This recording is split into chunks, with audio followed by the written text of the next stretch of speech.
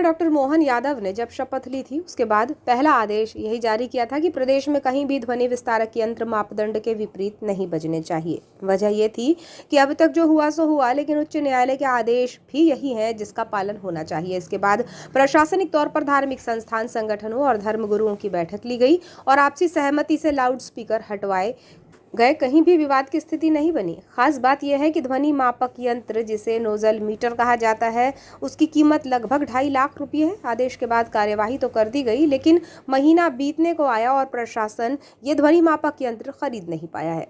मुख्यमंत्री डॉक्टर मोहन यादव ने जब ध्वनि विस्तारक यंत्रों को लेकर आदेश जारी किया तो सोशल मीडिया में इस निर्णय की चर्चाएं भी शुरू हो गई थी। राहत की बात रही कि कहीं भी विवाद की स्थिति नहीं बनी और आपसी सहमति से ये कार्यवाही पूरी हो गई।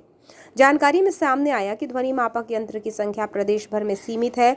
जिला प्रशासन भी इसकी खरीदी करेगा, जिसकी कीमत 2.5 लाख रुपये तक हो सकती है। इसकी खरीदी में अच्छी खासी राशि खर्च होगी।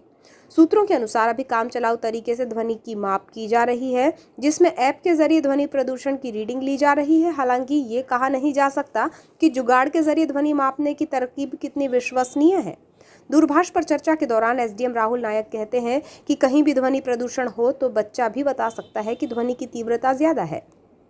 ध्वनि विस्तारक यंत्रों को लेकर जो गाइडलाइन है उसके तहत जानकारी में सामने आया कि औद्योगिक क्षेत्र में 75 से 70 ध्वनि तीव्रता, व्यावसायिक क्षेत्र में 65 से 55, रहवासी क्षेत्र में 55 से 45 और शांत जोन में 50 से 40 ध्वनि की सीमा डेसिबल के माप के हिसाब से रहनी चाहिए।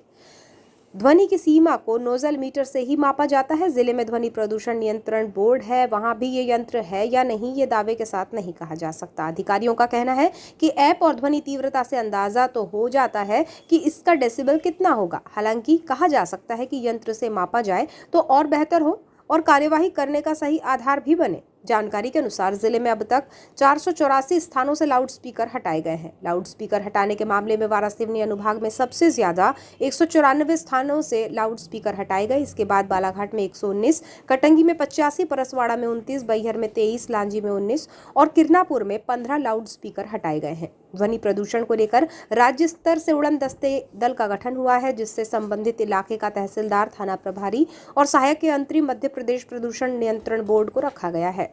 ध्वनि प्रदूषण को लेकर आदेश है कि जहां भी आयोजन में ध्वनि विस्तारक यंत्र का उपयोग हो तो इसकी अनुमति संबंधित एसडीएम से लेनी होगी और नियमों का उल्लंघन ना होना पाए जाने पर इसकी निगरानी भी करनी होगी।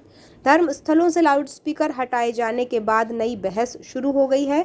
सोशल मीडिया में इस आदेश को कई लोग सही बता रहे हैं, जबकि कई लोग दूसरे अन्य ध्वनि प्रदूषण के माध्यमों का हवाला दे रहे हैं, जिसमें शादी, पार्टियों और बारात में बजने वाला डीजे, गाने की धुन पर बसों और भारी वाहनों में बजने वाले हॉर्न, वाहन जो सड़कों पर चलते हुए अत्यधिक ध्वनि करते हैं सहित अन्य आयोजन जिन पर ध्वनि प्रदूषण को लेकर डेसिबल के माप से कार्यवाही करना एक पेचीदा मसला है।